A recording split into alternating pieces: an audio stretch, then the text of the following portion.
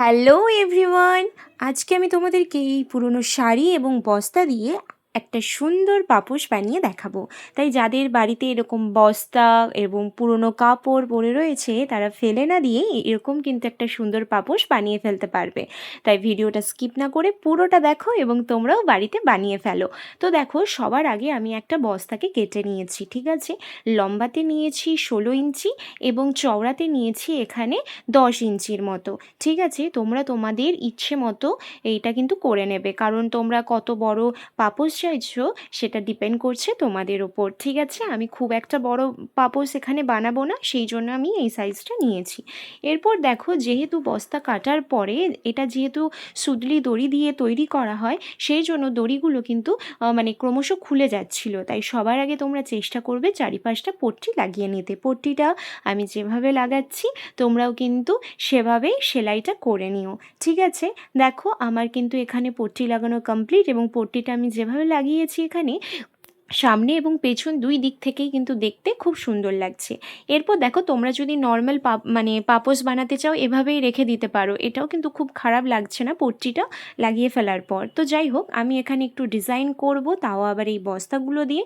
সেই জন্য দেখো, লম্বাতে এবং চওড়াতে আমি এখানে কিন্তু বস্তাগুলোকে একটা শেপে কেটে নিচ্ছি, মানে চৌকোভাবে কেটে নিচ্ছি। ঠিক আছে, এটার সাইজটা তোমরা তোমাদের ইচ্ছে মতো কেটে নিও। তো এরপর দেখো, এই যে বস্তাটার মানে আমি যে পাপোশটার শেপ দিয়েছি তার ওপর দেখো আমি ঠিক ত্রিভুজের মতো এখানে আকার করে আমি এর ওপর কিন্তু এক এক করে সেলাই করে যাব এবং পুরোটাই আমি মানে যে যতটা আমার পাপোশটা রয়েছে ঠিক ততটাই এখানে আমি ঠিক এভাবেই সেলাই করে যাব পুরোটা। এতে দেখবে মানে লুকটা খুব সুন্দর আসছে। তোমরা চাইলে অন্য রকমও ডিজাইন করতে পারো, তবে এই ডিজাইনটা একটু সহজ এবং এটা দিলে পাপোশটা দেখতেও খুব সুন্দর লাগবে। এবং তোমরা এখানে সেলাই করতে করতে দেখতেই পাচ্ছ যে আমি যে ডিজাইনটা করছি তার নিচ দিয়ে দেখো দড়িগুলো কিন্তু ক্রমশ বেরিয়েই যাচ্ছে। এটা কিছু করার নেই, যেহেতু এটা বস্তা, এগুলো বেরোবেই। সেই জন্য এই জায়গাটা যাতে দেখা না যায় এবং পা মোছার সময় যাতে আমাদের অসুবিধে না হয়, সেই জন্য দেখো আমি এখানে একটা দড়ির মতো বানিয়ে নিচ্ছি। দেখো, প্রথমে দুই দিকে মুড়ে তার উপর জিনিসটা রেখে তারপর তার উপর পুরোটা আমি সেলাই করে নেব।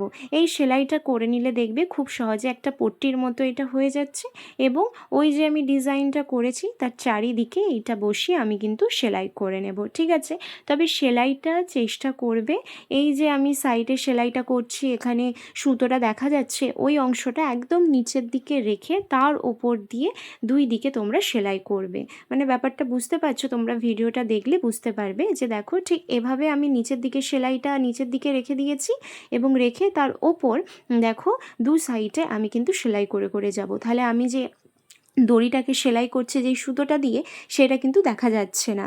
বুঝতে পেরেছো? এভাবে করবে, ফিনিশিংটা কিন্তু খুব সুন্দর আসে।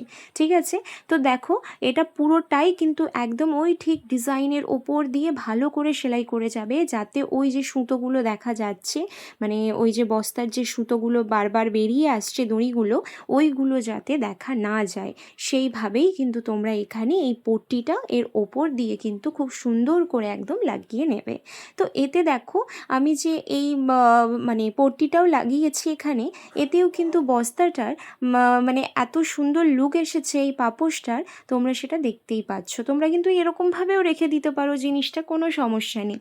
তবে এটাকে আরও বেটার করার জন্য আমি এখানে দেখো একটা কাপড় নিয়েছি, সেটাকে দুভাঁজ করে সাইড দিয়ে আমি দেখো এখানে সেলাই করে নিচ্ছি। পুরোটাতে এখানে সেলাই করে নেব, কারণ এটা দিয়ে আমি ওই যে ফাঁকা অংশটা দেখা যাচ্ছে বস্তায় সেই অংশটাতে আমি কুচি দেব, মানে কুচির মতো করব, তাহলে পা মুছতেও আমাদের একটু খুব আরাম লাগবে। এটাও কিন্তু ওই একই রকম পট্টির মতো দেখো ওই যে সেলাইটা সাইডে করছি ওটা একদম নিচের দিকে থাকবে এবং ওপরের দিকে একদম সেলাই না করা যে কাপড়টা ওপরের দিকে রাখবো আমি। ব্যাপারটা বুঝতে পেরেছো? এরপর কুচি দিয়ে দিয়ে পুরোটাকে আমি কিন্তু সেলাই করে নেব। ব্যাপারটা ক্লিয়ার আমি যেভাবে করেছি এটা? তো দেখো কুচিটা খুব সুন্দর করে ছোট ছোট প্লিট করে এখানে তোমরা কিন্তু পুরোটাতে কুচি দিয়ে দেবে। তোমরা যদি মনে করো যে কুচিটা না দিলেও আমাদের ভালো লাগতো এমনি বস্তা বস্তাটা দেখতেও খুব সুন্দর লাগছে। তাহলে সেভাবেও তোমরা রাখতে পারো, কোনো সমস্যা নেই। এটা পুরোটাই ডিপেন্ড করছে তোমাদের ওপর, তোমরা কীরকম চাও। যাই হোক, কিন্তু আমার দেখো তোমাদের সাথে কথা বলতে বলতে দুটো লেয়ারে কিন্তু এখানে আমার এই কুঁচিটা এখানে সেলাই করা হয়ে গিয়েছে। তবে মাঝখানে আমি কালো কুঁচিটা আর দেবো না, তার মাঝখানে দেখো অরেঞ্জ কালারের কাপড়ের আমি একটা কুঁচি দিয়ে দিয়েছি। এটাও কিন্তু দেখতে বেশ সুন্দর লাগছে। তো তোমরা ফাইনাল লুক দেখতেই পাচ্ছ পাপোশটা ঠিক কতটা সুন্দর এসেছে। তোমাদের যদি এই পাপোশটা সুন্দর লেগে থাকে অবশ্যই কমেন্টে কিন্তু আমাকে জানিও। পাপোশটা সামনে থেকে দেখলে তোমরা বুঝতেই পারবে ঠিক লুকটা কতটাই না সুন্দর এসেছে। দেখো এখানে যে আমি বস্তা দিয়ে ডিজাইনটাও করেছি সেটা কতটা সুন্দরভাবে এখানে কিন্তু ফুটেছে। তো যাই হোক, আমার কিন্তু পাপোশটা তো একদম রেডি। তোমাদের যদি এরকম ধরনের পাপোশের ভিডিও আরও চাই তাহলে কিন্তু সেটা দেখার জন্য আমার চ্যানেলটাকে এক্ষুনি সাবস্ক্রাইব করে ফেলো। আজকের জন্য বাই, ভালো থেকো।